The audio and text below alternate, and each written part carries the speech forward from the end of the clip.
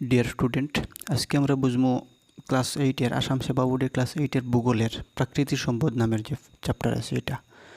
তে প্রাকৃতিক সম্পদ হইতে আমরা প্রথমে বুঝতে লাগবো সম্পদ কী জিনিস। এই সম্পদ হইল গিয়া আমরা দৈনন্দিন জীবনও যা কিছু আমরা ব্যবহার করতে লাগে, যা কিছু আছে সব কিছু আমরা লাগে সম্পদ। ইভেন আমরা এই যে মানুষ যারা আছে আমরাও মানব সম্পদ, আমরাও একটা সম্পদ। আর আমরা ব্যবহারের লাগে যা কিছু আছে সব কিছু আমরা চারিপাশে পরিবেশও যা কিছু আছে যে ব্যবহারযোগ্য সব কিছু সম্পদ। এর মধ্যে কিছু সম্পদ আছে আমরা নিজে তৈরি করি, মানব নির্মিত মানে ম্যানমেড, আর কিছু আছে ন্যাচারাল প্রাকৃতিক। এই প্রাকৃতিক সম্পদ আমরা এখানে আলোচনা করবো প্রাকৃতিক সম্পদ নিয়ে। প্রাকৃতিক সম্পদ যেগুলা সৃষ্টিকর্তায় অটোমেটিক যেটা সৃষ্টি করিয়া দিয়েছেন আমরার, এটা অটোমেটিক আমরা পাই। আর আমরার দৈনন্দিন জীবনও এটা ব্যবহারের লাগে আমরা ব্যবহার করতে লাগে। এইসব হইল প্রাকৃতিক সম্পদ। প্রাকৃতিক সম্পদ অনেকগুলো আছে। এর মধ্যে আমরা বইয়ে যেটা আছে যে সিস্টেমে যে সিরিয়াল আছে ওই সিরিয়ালে আমরা এখন ফুড়ি যাইমু। যে প্রথমে হইল কি ভূমি সম্পদ। ভূমি সম্পদ হইল কি দেখো, পৃথিবীর উপরিভাগে টোটাল যতটুকু আয়তন যতটুকু জায়গা আছে এর মধ্যে মাত্র 29% জায়গা আছে শুধু স্থল, আর বাকি সব জল। 29% তার মানে 1/3, 3/1 থেকে কম। 3/1 থেকে কম হইল গিয়া ভূমি, আর বাকি সব যতটুকু আছে সব হইল কি জল। আমরা মানুষ যে সব যারা আছি সব মানুষ এই ভূমির সঙ্গে আমরা সম্পর্কিত। আমরা ভূমির মধ্যে আমরা সব কিছু করতে লাগে, যদিও জলের সাহায্যে আমরা চলতে লাগে, কিন্তু আমরা চলাফেরা, আমরা টাকা, বাসস্থান, ঘর বাড়ি যা কিছু আছে সব কিছু আমরা এই যে রাস্তাঘাট যা কিছু আছে, রাজনীতি, অর্থনীতি, সভ্যতা, সংস্কৃতি যা কিছু আছে সব কিছু করতে লাগে এই 29% যে 29% যে জমি আছে এই জমিতেই আমরা সব কিছু করতে লাগে। অর্থাৎ যদি আমরা 29% এটা ধরে যদি টোটালটি আমরা 100% যদি আমরা ভূমিরে ধরি, 100% আমরা বিশ্বর আমরা পৃথিবীর যতটুকু জায়গা আছে 100% ধরিলে আমরা যদি স্থলভাগ এবং জলভাগ আলাদা করে, তো স্থলভাগে তা আছে 100 ভাগের মাত্র 29 ভাগ, আর বাকি 71 ভাগ যা আছে তা হইল কি জল। তার মানে 100% যা আছে 100%তে পৃথিবীর 100% জায়গায় টোটাল আছে 51 কোটি স্কোয়ার কিলোমিটার জায়গা, 51 কোটি স্কোয়ার কিলোমিটার। আর 29% স্থল হইল গিয়ে 14,80,00,000 স্কোয়ার কিলোমিটার জায়গা আছে এই 29% জায়গা। তার মানে স্থল অনেক কম। আর জল আছে 71% অর্থাৎ 36,20,00,000 স্কোয়ার কিলোমিটার অতটুকু জল আছে। তার মানে বহুত বেশ, ডবল থেকেও বেশি আছে জল। আর অর্ধেক থেকে কম 3/1 শুধু আছে স্থলটা। তার মানে আমরা অনেক ক্রাইসিস, আমরা দিনে দিনে অনেক ক্রাইসিস দেখা দিব আমরা স্থলর। তো এই যে অত বেশি জলের কারণ কিতা আর এত কম স্থলের কারণ কিতা, এইটা হইল কি পৃথিবীর তার যে টোটাল বর আছে তার একটা ভারসাম্য বজায় রইবার লগে কতটুকু জল দিতে লাগে, কতটুকু স্থল হইতে লাগে, এটা সৃষ্টিকর্তাভাবে বানাইছেন একটা ব্যালেন্স রইবার লগে। আর আমরা যেহেতু আমরা এই স্থলে অনেক জীবজন্তু আমরা বসবাস করি, আর মানুষের লগে অনেক আরও জীবজন্তু আছে, সবর জলের প্রয়োজন আছে। আর এই জলের ঘাটতি মিটাইতে গিয়ে অতটুকু জলের দরকার আছে, গতিকে এই জলগুলা। ঠিক আছে, এখন আমরা আলোচনা করব ভূমির গঠন, ফরমেশন অফ সয়েল। ভূমি কীভাবে তৈরি হইল। পৃথিবী সৃষ্টি যে সময় হয়েছে প্রথমে আসলো শিলা, সব দিকে শিলাময় স্থান আসলো। তার মানে ভূমি আমরা যে মাটি যেটা আছে মাটিটা আমরা সৃষ্টি হয়েছে একটু ধীরে ধীরে ক্রমান্বয়ে সৃষ্টি হয়েছে। প্রথমে শিলা আসলো, কীভাবে সৃষ্টি হয়েছে, শিলাগুলারে বিচূর্ণী ভবনের ফলে হয়েছে।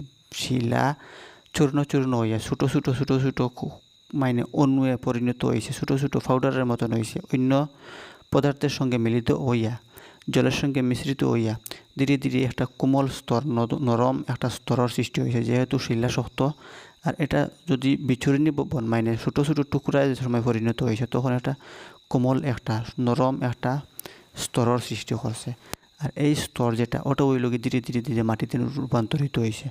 তাইলে এই মাটি সৃষ্টি হইতে সময় 1-2 বছরে হয়েছে বা 1 বছরে হয়ে গেছে এরকম নাই। এই মাটি সৃষ্টি হইতে যদি আমরা ধরি 1 সেন্টিমিটার জায়গার উপরে একটা মাটির স্তর যদি সৃষ্টি হয়, তো এই মাটির স্তরটা 1 সেন্টিমিটার জায়গার উপরে এই মাটির স্তর সৃষ্টি হইতে সময় 100 বৎসর দরকার হয়েছে, 1-2 বছর হয়েছে না। ঠিক আছে, এখন আলোচনা করব আমরা ভূমির ব্যবহার। ভূমির ব্যবহার কী কী? মানুষ জাতি বা আমরা স্থল যেসব প্রাণী বাস করি সব এই ভূমির উপরে নির্ভরশীল। তো মানুষ জাতি আমরা কিতা কিতা কাজে ব্যবহার করি এই ভূমিটারে। যেমন আমরা সর্বপ্রথম ঘর বাড়ি বানাইমু, রাস্তাঘাট, কৃষিকার্য, উদ্যোগ, খনিজ পদার্থ আহরণ, বনানীকরণ, বৃক্ষরোপণ বা বাগান তৈরি করা, এই সেই। এরপরে রাস্তাঘাট, এইসব লাগিয়ে আমরা ভূমির ব্যবহার করি। আর এই ভূমি ব্যবহার করতে সময় সব মানুষ যে এক জায়গায় পছন্দ করে এরকম নয়। আলাদা আলাদা মানুষে আলাদা আলাদা জায়গা পছন্দ করে। তার নিজের রুচি, কোন জায়গাতে মাটির কী অবস্থায় গুণ আছে, এই জায়গাতে সব ধরনের ফ্যাসিলিটি আসেনি, জলের ব্যবস্থা আসেনি, বা এই মাটির গুণাগুণ কীরকম, ব্যবসা বাণিজ্যের মতন উপযোগী জায়গা হইবনি, রাস্তাঘাটের উপযোগী জায়গা হইবনি, খনিজ সম্পদ এই জায়গাতে আসেনি। এইসব ফ্যাসিলিটি যে জায়গায় আছে বেশিরভাগ ক্ষেত্রে এগুলো নদ নদীর কিনারে আছে। নদ নদীর কিনারে জলের সুবিধা, রাস্তাঘাটের সুবিধা করতে পারে সব ধরনের ফ্যাসিলিটি এই নদ নদী। যেমন উদাহরণস্বরূপ গঙ্গা, ব্রহ্মপুত্র, কাবেরী, কৃষ্ণা, গোদাবরী, অনেক নদ নদী আছে। এগুলার কিনারে মানুষের বসতি আদিকাল থেকে এখন পর্যন্ত চলে আইতে আছে। এখন আমরা দেখব গ্রামাঞ্চল এবং শহরাঞ্চলে ভূমির ব্যবহার কীভাবে হয়। গ্রামাঞ্চলে এবং শহরাঞ্চলে সমানভাবে ভূমির ব্যবহার হইতো না, কারণ গ্রামাঞ্চলে বেশিরভাগ মানুষ নির্ভর থাকবো কৃষিখাতের উপরে। গোচারণ গরু মহিষ ইত্যাদি ফালিবার লাগিন, পশুপালনের লাগিন কীভাবে তারা এই ভূমিটার ব্যবহার করে ওটার দিকে বেশি লক্ষ্য রাখবো। কিন্তু শহরাঞ্চলে অনেক উদ্যোগ আছে, ব্যবসা বাণিজ্য আছে, রাস্তাঘাট, ভালো রাস্তাঘাট কীভাবে সিস্টেম করতে পারে, দূর দূরান্ত থেকে তারা কেন ব্যবসা বাণিজ্য লাগেন মানুষ আসতো এবং যাইতে পারতো। সবসময় কমিউনিকেশনটা যাহাতে উন্নত মানের হইতে পারে ওভাবে চিন্তাধারা করবো শহরাঞ্চলের যারা মানুষ আছে। এখন হলো ভূমিস্খলন। যেমন প্রখর রৌদ্র থাকে যদি কোনো একটা এরিয়াতে, তখন এখানে জল ধরার মতন ক্যাপাসিটি কমাই লিব রৌদ্রের কারণে, মাটি ফাংসা, আর এর কারণে কোনো সময় ভূমিস্খলন হয়ে যেতে পারে। বা অতি বাতাস যদি কোনো জায়গাতে, বাতাসের কারণে বাতাসে এই জায়গাতে একটা ঝাঁকুনি দেওয়ার ফলে এই জায়গাতে ভূমিস্খলন হতে পারে। অতি বৃষ্টিপাত যদি খুব বেশি হয়, তার এই জায়গাটা বেশি অনর্গল বৃষ্টিপাত হইলে শুকাইবার টাইম পাইছে না, তার মাঝে একটা যেন দরিয়া রাখার ক্যাপাসিটি যেটা, এটা লাইলা কুয়াই লইব, এর কারণে কোনো সময় ভূমিস্খলন হইব। অনেক সময় নদীয়ে ভূমিস্খলন করে লইব। নদীর জলের স্রোত যেটা আছে এটা যে সময় অতি দ্রুত বেগে যাইব, তখন সাইটের আশপাশের যে মাটি আছে এগুলারে দসিয়ে লইয়া যাইব, এটা ভূমিস্খলনের কারণ হইতে পারে। বা হিমবাহ সেম ওইরকম, এই যে বরফর যদি থাকে, পাথর থাকে, এগুলা যাওয়ার সময় অনেক সময় মাটি সহ লইয়া যায়। বা সবচেয়ে গুরুত্বপূর্ণ হইল কি, মানুষের দ্বারা অনেক সময় এই ভূমিস্খলন তৈরি হয়ে যায়। যেমন মানুষে অপ্রয়োজনীয় কোনো জায়গায় যদি বেশি কুড়াকুড়ি করে, বা এই অনেক সময় গাছপালা কাটে, এগুলা করে যদি, তখন ওই জল ধরার ক্যাপাসিটিটা কমে যাব। এই জল ধরার ক্যাপাসিটি না থাকার কারণে অনেক সময় ভূমিস্খলনের সৃষ্টি হয়ে যায়। এখন আমরা ডিসকাস করবো মাটির ক্ষয়ীভবন বা খনন। এটা হইলে একটা কারণ হইতে পারে, অনেক কারণে মাটির ক্ষয় হয়। যেমন আছে প্রখর রোদ যদি দেয়, তাইলেও কোনো সময় মাটির ক্ষয় হইব, কারণ জল ধরার ক্যাপাসিটি তার থাকতো না। অতি বাতাস হয় যদি, তাইলেও হইব। অতি বৃষ্টি যদি হয়, তাইলে বেশি বৃষ্টির কারণে এই জায়গাটা যতটুকু তার শুকনা থাকার প্রয়োজন অতটুকু শুকনা থাকতে পারতো না, গতিকে মাটি ক্ষয় হইতে থাকবো। নদী যদি দ্রুত বেগে তার নদীর যায়, স্রোত যায় যদি, তখন কীটা করব, এই সাইডের মাটি যেগুলো আছে এগুলো ঘষি নিয়ে ক্ষয় করতে থাকবো। হিমবাহ সেম এইরকম, বরফের পাথর কোনো সময় যাওয়ার সময় মাটি দসিয়ে লিয়ে যায়। এভাবে অনেক কারণে। বা কোনো সময় সবচেয়ে গুরুত্বপূর্ণ হইল গিয়া মানুষের দ্বারা অনেক সময় ক্ষয়ীভবন হয়। তার কারণ হইল কি, বেশিরভাগ মানুষে করে কিনা তারা এই মাটিতে অপ্রয়োজনীয় তারা কুড়তে থাকবো বা গাছপালা হাঁটতে থাকবো। এইসবের কারণে এই জায়গা যেটা আছে এগুলো অনেক সময় ক্ষয় হইতে থাকে। তো এটা দেখি মানুষ অপ্রয়োজনীয় যে হাতে কোনো একটা মাটির ক্ষতি না করে, এটা থেকে বিরত থাকতে লাগবে। ঠিক আছে, এখন আলোচনা করবো মরুকরণ হইল গিয়া মরুভূমিতে রূপান্তরিত হওয়া কোনো জায়গা। এটা প্রাকৃতিকভাবে হইতে পারে, আর মানব সৃষ্ট পাখির হইতে পারে। প্রাকৃতিকভাবে অনেক মরুভূমি আছে, কিন্তু মানব সৃষ্ট যেটা সবচেয়ে বড় কারণ এই মানব সৃষ্ট যেটা, এটা আমরা কন্ট্রোলও আমরা করতাম পারমু, আর আমরা এটা গড়িতাম সিস্টেম আমরা মানে এটারে সৃষ্টিও করতাম পারমু আর কন্ট্রোলও করতাম পারমু, যেটা মানব সৃষ্ট যেটা। কিন্তু প্রাকৃতিক যেটা আছে এটা আমরা মানে আমরা বাছাইবার চেষ্টা করলে আমরা কিছু একটা সাহায্য করতাম পারবো প্রকৃতির, ঠিক আছে। যেমন আছে মানব সৃষ্টর মধ্যে কি আছে, যেমন একই জমিতে যদি বারবার ক্ষেত করতে হয়, যদি এই জায়গাতে হয় কিনা একসময় এই জায়গার যে শক্তি যেটা তার গুণাগুণ যেটা এটা শেষ হওয়ার পথে থাকবো। বা বেশি করে যদি রাসায়নিক সার ব্যবহার করা হয়, মানে আমি বেশি এই জমিতে বেশি ফসল পাওয়ার কারণে মানে কৃত্রিম কিছু সার আছে, এইগুলো সার যদি ব্যবহার করা হয়, যদি যেগুলোতে কেমিক্যাল আছে, মাটির গুণাগুণ বিনষ্ট করবার মতন কিছু কেমিক্যাল আছে, এইসব থাকা অবস্থায় যেগুলো সার আছে এইগুলো যদি ব্যবহার করা হয়, তাহলে মাটির গুণাগুণ ধীরে ধীরে ধীরে ধীরে হইতে মানে যাইতে থাকবো। আর যাওয়ার কারণে তার জল ধরার যে ক্যাপাসিটি আছে এটা লাইলা কমার কারণে এই জায়গাতে ধীরে ধীরে মানে উদ্ভিদ ওয়া কমতে থাকবো, আর কমি ধীরে ধীরে ধীরে ধীরে জায়গাটা মরুভূমিতে রূপান্তরিত হয়ে যাব। আর কিছু আছে যেমন জল সিঞ্চন, মানে ইরিগেশনের মাধ্যমে, এটা একটা প্রজেক্টের মাধ্যমে মানে নলকূপ করা হয়, যেমন আমরা টিউবওয়েল আছে, এইভাবে কিছু সিস্টেম আছে। এইগুলো সিস্টেম করার কারণে যে ভূগর্ভস্থ আমরা যেগুলো জল আছে এই জলগুলা নলকূপের মাধ্যমে উপরে ওঠে, আর তার নিচে যাহাতে তার এই জলগুলা ধীরে ধীরে কমতে থাকবার কমি কোনো এক সময়ে এই জায়গাটা একটা শুকনা এক জায়গায় পরিণত হইব, আর যে জায়গাতে গাছপালা ধীরে ধীরে কমতে থাকবো এর কারণে মরুভূমিতে রূপান্তরিত হওয়ার সম্ভাবনা থাকে।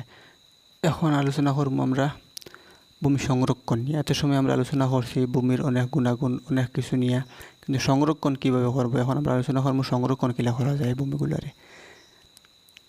যেমন অনেক ধরনের সিস্টেম আছে ভূমি সংরক্ষণ করার আমরার মাঝে আছে। যেমন প্রথমে হইল কি ভূমির গুণাগুণ সাপেক্ষে ঘাস বন এবং বৃক্ষরোপণ করা। কোন ধরনের ভূমিতে কোন ধরনের বৃক্ষ হয়, ঘাস পাত হয়, কোন ধরনের এই কৃষিক্ষেত করা যায়, এই মাটির গুণ সাপেক্ষে আমরা এইসব ব্যবস্থা নেওয়া। 2 নম্বর আছে পরিবেশ অনুকূল কৃষি পদ্ধতি প্রয়োগ করা। যেমন হইলাম যে কৃষি পদ্ধতি এই কোন পরিবেশে কোন মাটির গুণে কীভাবে কোন ধরনের কৃষিক্ষেত হয় ও অনুযায়ী আমরা করতাম। 3 নম্বর হইল কি উচ্চভূমি অঞ্চলে সুফান মানে টেরেস পদ্ধতি একটা আছে, এই পদ্ধতিতে চাষ করা। এই যে এখানে আমরা দিছে পাশর যে ইমেজ যেটা আছে ফটো যেটা আছে ওটা দিছে টেরেস পদ্ধতি, মানে স্টেপ দিয়া। এই স্টেপ দেওয়ার কারণে হয় কিটা জল এক স্টেপ থেকে আর স্টেপ গিয়ে একটু সময় এইখানে থামতে পারে, আর থামার কারণে এখানে যে ফসল যেগুলো লাগানো হইব, কৃষি যেগুলো লাগানো হইব, এগুলাই তার জল কিছু সময় তার স্টোর করবার মতন বা যত সময় তার দরকার অত সময় জল থাকার একটা টাইম পায়। যদি টেরেস থাকে না, এটা যদি স্লোপ থাকে তাহলে জল উপর থেকে ছাড়ার লগে লগে নিচে আই যাব কম সময়ের মধ্যে। কিন্তু এইভাবে যদি এই সুফান পদ্ধতি এই স্টেপ পদ্ধতিটা থাকে যদি, তাহলে জল স্টেপে অনেক সময় থামি ধীরে ধীরে নিচে আইব। গতিকে প্রয়োজনীয় জল যেটা উদ্ভিদ যদি থাকে তো উদ্ভিদে আহরণ করিয়া তার স্টোর করে রাখি দিব। 4 নম্বর আছে যথেষ্টভাবে গাছ কাটা এবং পাহাড়ের মাটি কাটা বন্ধ করা। আগে হয়েছে যে গাছ কাটা যদি প্রয়োজন না থাকে, মাটি কাটা যদি প্রয়োজন না থাকে, তাহলে এটা না কাটলে ভূমি সংরক্ষণ হয়ে যাব। 5 নম্বর হইল কৃষিক্ষেত্রের চারিদিকে উপকারী গাছপালা সারিবদ্ধভাবে রোপণ করা। আমরা যে জায়গাতে কৃষিক্ষেত করবো এর চতুর্পাশে যে জায়গাতে আমরা কৃষিক্ষেত করিয়ান না, এইসব জায়গাতে লাইন দৌড়াইয়া হিসাব অনুযায়ী যাহাতে গাছপালা মানে সারিবদ্ধভাবে একটা ব্যালেন্স বজায় রাখি আমরা এগুলো রোপণ করতাম পারি যদি, তাহলে ভূমি সংরক্ষণ হইব। 6 নম্বর হইল কি অব্যবহৃত মাটিতে বৃক্ষরোপণ। এই যে আগরটাও সেম, মানে যতটুকু জায়গা তোমার ব্যবহার করদায় না এইগুলো জায়গাতে সবসময় বৃক্ষরোপণ করে। যদি বৃক্ষরোপণ করলে এই বৃক্ষরোপণের কারণে মাটিতে ধরে রাখি লেবু গাছপালায় এই পদ্ধতিগুলো আমরা যদি অবলম্বন করি তাহলে ভূমি সংরক্ষণ করা যাইব। তো আজকে কতটুকু তা হোক, পরের ভিডিও আমরা আলোচনা করব জল সম্পদ। আজকে ভূমি সম্পদ নিয়ে আমরা আলোচনা করছি, পরবর্তী ভিডিওতে জল সম্পদ এবং আরও যেসব আছে এগুলা 2 ভিডিওতে আমরা এগুলো কমপ্লিট করে নিব। আচ্ছা, তোমরা ভিডিওটা কীরকম লাগলো লাইক কমেন্টও জানাইবা। আর যদি চ্যানেলে নতুন হও তো চ্যানেলটা সাবস্ক্রাইব করবা, শেয়ার করবা, অন্য স্টুডেন্ট যে হাতে সুযোগ পায় এইটাতে যদি তারা একটু জ্ঞান আহরণ করতে পারে তো তারা শেয়ার করিয়া সুযোগ করিয়ে দিবে। ঠিক আছে, ধন্যবাদ।